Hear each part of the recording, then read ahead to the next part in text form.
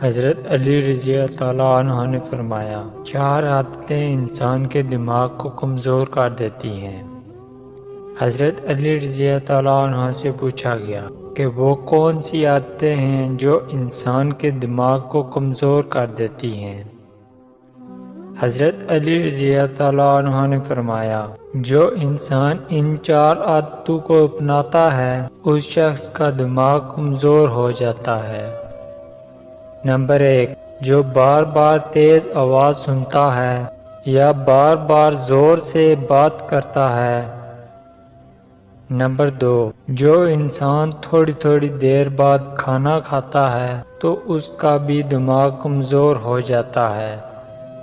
Number 3، جو انسان ایک ہی جگہ پر بیٹھا رہتا ہے، کوئی بھی جسمانی کام نہیں کرتا، سارا دن لیٹا رہتا ہے یا بیٹھا رہتا ہے تو اس کا دماغ کمزور ہونا شروع ہو جاتا ہے۔